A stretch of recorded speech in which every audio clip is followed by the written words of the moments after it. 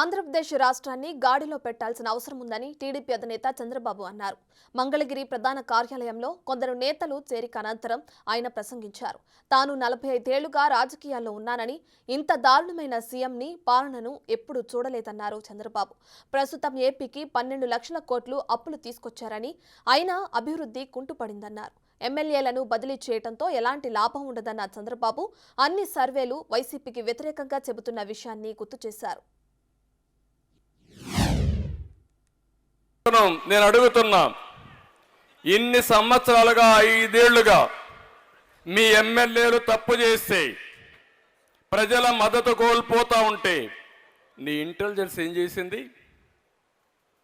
ఎప్పుడైనా పిలిపించి ఒక మాట మీరు మాట్లాడారని అడుగుతున్నా. చూసారా? ఎప్పుడైనా మాట్లాడారైనా? ఎవరన్నా దండించాడా? తప్పని చెప్పాడా?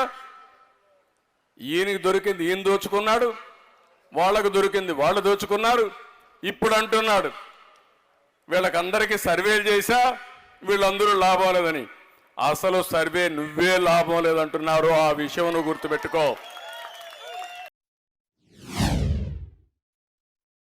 అంటే కోర్టులు ముట్టికాయలు వేసే పరిస్థితికి వచ్చింది. ఈరోజు కూడా సుప్రీంకోర్టుకు వస్తే మళ్ళా ప్రయత్నం చేస్తే చాలా స్పష్టంగా చెప్పి ఏప్రిల్ తర్వాత మాట్లాడతామని. ఏప్రిల్ తర్వాత ఈయనుండడు, మళ్ళా తెలుగుదేశం వస్తుంది. నువ్వు చేసేది ఏమీ లేదు.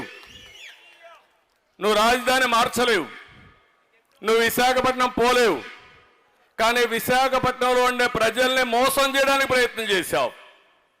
అది దారుణం అని చెప్పి నేను మీకు తెలియజేస్తున్నా.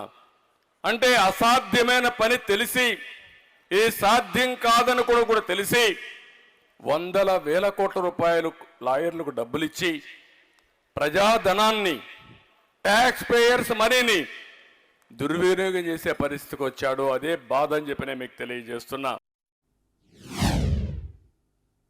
నిన్న ఒక 27 మందిని మార్చాడు, మొత్తం 38 మందిని మార్చానంటున్నాడు, వేసానంటున్నాడు. దీంట్లో ఎవరు వీళ్ళంతా? నా బీసీలు, నా ఎస్సీలు, నా ఎస్టీలు, నా మైనారిటీలు అంటాడు. అందరినీ వాళ్ళనే మార్చేశాడు. వాళ్ళు ఎవరిని మార్చలేదు. వాళ్ళంతా కూడా మొన్నటి వరకు ఏమంటున్నాడు? నేను పుల్లను పెడితే గెలుస్తారన్నాడు. ఇప్పుడు పుల్లను కాదు, వెళ్ళింది పెట్టి గెలిపించలా? సమాధానం చెప్పండి.